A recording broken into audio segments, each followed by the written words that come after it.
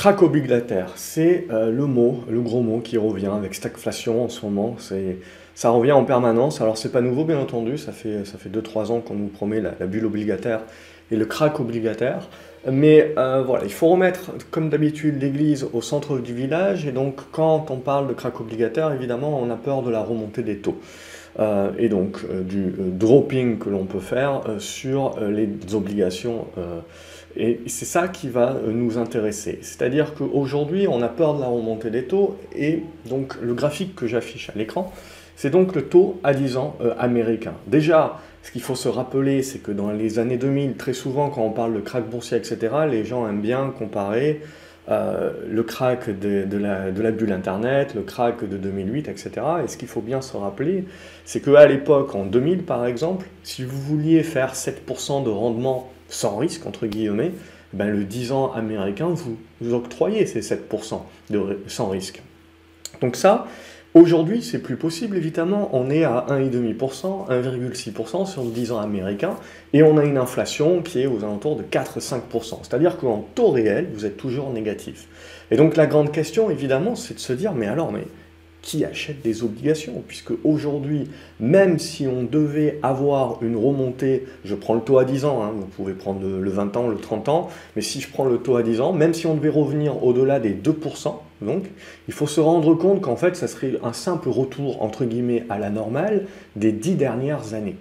C'est ça vraiment qui est important aujourd'hui dans tout le bruit que l'on peut entendre. Alors bien entendu, les sociétés, les gouvernements, les entreprises sont beaucoup plus endettées qu'auparavant, et donc il ne faut pas négliger le fait que remonter les taux à 2% en effet peut secouer un petit peu la balance, puisque je le rappelle, si vous augmentez les taux, ne serait-ce que de 10% sur votre financement, potentiellement vous multipliez par 2, voire par 3 vos financements, dans votre financement de la dette.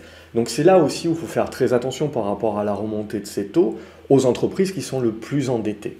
Mais ce qu'il faut bien se dire, au-delà de cela, c'est que ça serait, entre guillemets, un retour à la normale. Et ce qu'il faut bien se dire aussi, c'est que c'est quand même sous régulation, entre guillemets. Pourquoi? Parce que même si les banques centrales, en effet, contrôlent essentiellement les taux courts, quand il est question des taux longs, on a quand même des raisons qui font qu'aujourd'hui, on n'a pas de crack obligataire, on a un marché obligataire qui se déflate, en effet, mais de manière ordonnée. Pourquoi? Parce qu'on a un certain nombre d'achats qui sont quand même, entre guillemets, obligés aussi. D'une part, les banques centrales, et les banques centrales se moquent de faire des profits ou des pertes, donc elles continuent, elles, d'acheter des obligations pour soutenir. Et donc à partir de là, aujourd'hui, quand on se demande qui achète des obligations, qui peut acheter des obligations avec un rendement réel négatif, parce que c'est ça qui est vraiment important, c'est-à-dire que quand on vous propose un rendement, peu importe ce qu'il est, que ce soit un dividende, que ce soit un coupon d'obligation, il faut bien vous rappeler qu'il faut en déduire l'inflation pour avoir votre rendement réel. Et là, ce que l'on se rend compte évidemment, c'est qu'on reste en négatif. Et même si les taux remontent sur le 10 ans américain au-delà des 2%, on restera quand même en négatif actuellement jusqu'à ce qu'éventuellement il y ait une normalisation de l'inflation, si tel est le scénario. Donc justement, qui va acheter ces rendements négatifs? Eh bien, les banques centrales, les banques également tout court, puisqu'elles ont également un certain nombre d'obligations. Les fonds de pension ou des fonds également qui ont des obligations de maintenir une espèce de statut et de parité en 60-40 ou 40-60, peu importe, dans leurs fonds. Donc ils sont obligés de garder une certaine réserve obligataire et donc d'accepter à un moment donné d'avoir des taux réels négatifs là-dessus, puisque ça fait partie de leurs règles. Et ensuite, on va avoir des hedge funds, mais qui, eux, vont plus parier sur la courbe des taux, et donc le différentiel entre les taux courts et les taux longs. On peut avoir des banques également qui vont faire ce genre de pari-là. Et puis, les derniers investisseurs, quelque part, qui peuvent être intéressés d'acheter quand même de l'obligataire, c'est celles et ceux qui ne croient pas à l'inflation durable, mais qui croient plus qu'au sortir de ce Covid, on aura, au-delà d'une normalisation de la croissance et de l'inflation, un retour à la déflation structurelle que l'on pouvait avoir ces 10, 15, 20 dernières années. Et au-delà de cela aussi, c'est de se dire que lorsqu'on regarde la Chine, par exemple, on voit qu'on a eu un environnement déflationniste ces dernières années grâce à une augmentation de la démographie et une augmentation également donc de la main-d'œuvre. Et lorsqu'on regarde donc les pays qui nous ont apporté ce surplus de main-d'œuvre, donc essentiellement les pays asiatiques, on se rend compte qu'à partir de 2030, et ça va s'accentuer ensuite au fur et à mesure, on se retrouve dans du déficit de main-d'œuvre. Donc c'est là l'idée de se dire, si on a eu un surplus de main-d'œuvre pendant tant d'années qui nous a amené de la déflation avec l'augmentation de la démographie, qu'est-ce que ça va être justement quand on va avoir une réduction de ces travailleurs-là? L'idée, c'est de dire que ce sera inflationniste. On a moins de mains, moins de travailleurs. Mais bien entendu, on a l'argument robotique, automatisation, qui vient par-dessus de se dire il faudra compenser, si on veut garder les choses en commun, par des gains de productivité avec moins d'employés. Et c'est ça tout l'enjeu de ces prochaines décennies. Donc c'est tout le débat également, voilà, entre ceux qui croient évidemment à l'inflation et ceux qui croient plus à un retour de la déflation, qui peuvent être tentés d'acheter des obligations s'ils jouent d'un scénario, en gros, de la japonification de toutes les économies occidentales. Donc c'est toujours un scénario, même si aujourd'hui, évidemment, c'est pas la première chose qui nous vient en idée, mais ça fait partie du scénario. Donc voilà pourquoi il ne faut pas, à mon sens, croire à un krach obligataire. Il faut croire que oui, le marché obligataire se déflate, certes, mais d'une manière ordonnée. Donc c'est pas du krach, parce qu'on a un certain nombre d'acheteurs qui sont quelque part pieds et poings liés. Et au-delà de cela, ce qui est plus important encore même pour moi, donc, c'est de se dire, il faut se rappeler que le plus important marché en termes de capitaux, c'est le marché obligataire. Et ensuite, vous avez le marché action. Et pour comparer, par exemple, le marché crypto-monnaie, c'est 1 seul % de tout l'ensemble des autres actifs, marché obligataire et marché action. Donc, ce qu'il faut comprendre, c'est que si vous avez donc, on déflate quand même quelque part la bulle obligataire, donc on a des fonds qui sortent. Où est-ce que vont aller ces fonds? C'est ça pour moi qui est le plus important. C'est-à-dire que quand on sort des fonds obligataires, c'est en règle générale des fonds un petit peu où on veut aller chercher, entre guillemets, du moindre risque.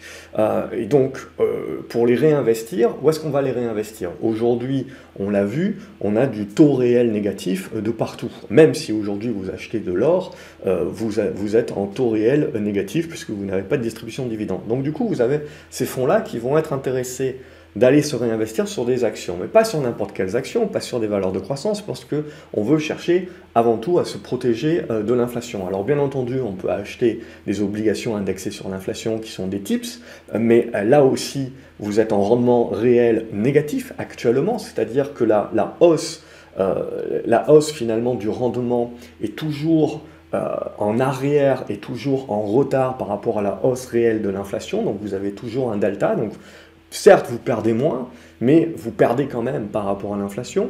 Vous pouvez également acheter des valeurs value, des valeurs qui vont offrir, d'une part, elles sont pas chères ou à des niveaux de ratio qui sont considérés comme peu chers, par rapport notamment à des valeurs de croissance, et qui vont vous distribuer un dividende. Et si on regarde aujourd'hui les dividendes qui sont distribués, on est sur du 5-6%.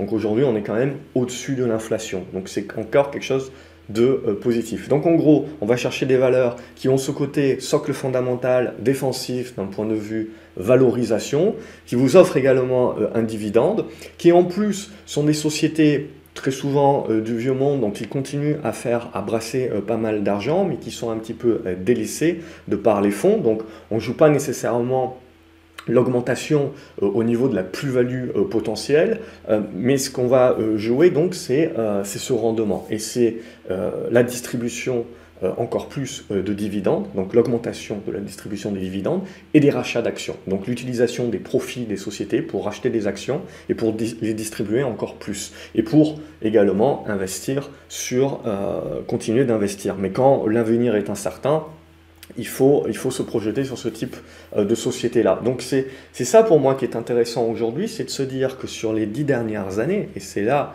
où il faut revenir à ce graphique ici, qui vous montre en gros le cap, c'est le price earning ratio, mais capé. Donc, ce qui est intéressant ici, ce qui est le plus important pour moi, c'est de relever d'une chose. C'est que si vous avez commencé la bourse il y a une dizaine d'années, il y a fort à parier que vous ne jurez que par les États-Unis et donc par les valeurs de croissance. Donc, en effet, il suffit de regarder la courbe bleue donc, c'est les valorisations des US, et de regarder les valorisations hors US.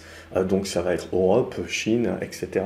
Sur les grosses pondérations, donc Japon, Europe, Brésil et compagnie. Et du coup, ce que l'on voit bien, c'est qu'en gros, depuis la fin de la crise des subprimes, c'est vraiment les États-Unis qui ont dominé et qui ont attiré la majorité des fonds.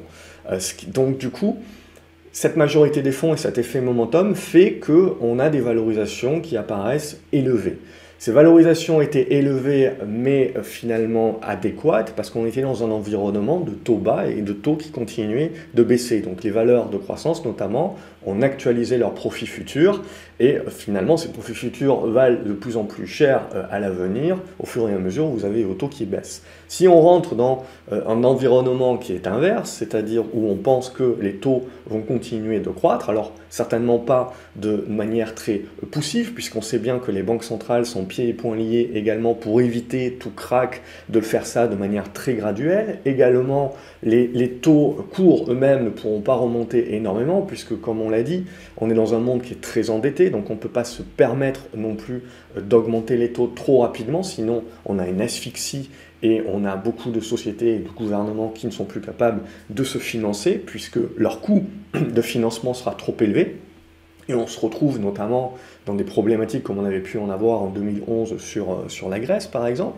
Et aujourd'hui, quand vous regardez à quel taux emprunte la Grèce, voilà, ça fait réfléchir également sur faire attention au bruit, faire attention à la fin du monde, ce genre de choses-là. Et du coup, pour revenir à mon propos, ce qui m'intéresse pour moi, c'est de savoir où on déflate un petit peu la bulle obligataire, mais ces fonds-là qui sont importants vont devoir s'investir quelque part. Ils vont choisir un aspect défensif qui va leur permettre de résister quand même à minima à l'inflation. On l'a vu, des tips, oui, certainement, mais ce n'est pas l'optimal. Par contre, on va aller chercher des valeurs de rendement. Et ces valeurs de rendement, aujourd'hui, elles sont essentiellement, alors vous en avez aux États-Unis évidemment, mais vous en avez surtout en Corée du Sud, au Japon, même la Chine peut être considérée comme value. La Russie est considérée comme value également, et donc en Europe aussi, on est très considéré comme value. Pourquoi? Parce qu'on a beaucoup d'industries, de pétrole et compagnie. Et ça, aujourd'hui, ce sont des entreprises qui font de l'argent, mais qui, de par les normes ESG et compagnie, ne sont pas du tout plébiscitées. J'avais déjà fait une vidéo justement pour vous parler notamment de l'industrie de l'énergie, qui revêtait donc cet aspect-là. Et donc c'est ça aussi qui va être très intéressant, parce que pour moi, la bourse est avant tout une question de flux. Et vous le savez, les obligations et les actions sont quand même en compétition. Et donc là, du coup, avec la remontée des taux, ce qui est intéressant, c'est qu'avant que les taux remontent suffisamment de manière élevée pour que ça concurrence les actions et qu'on aille chercher des taux sans risque, il faudra soit que l'inflation retombe vraiment d'une manière nette, et donc du coup on se retrouve à nouveau avec des taux réels sans risque positifs en conservant des taux à 2,5% par exemple sur le 2 ans américain, ou alors ça n'arrivera tout simplement pas. Pourquoi? Parce qu'on va conserver un certain nombre de pressions inflationnistes, même si on a une normalisation, et puis surtout parce que c'est dans l'intérêt de personne de voir les taux remonter de manière trop rapide, de manière trop importante non plus. Donc on aura quand même des banques centrales qui voudront caper un petit peu la remontée des taux. Donc c'est là aussi où, pour moi, c'est important de voir où vont passer les flux.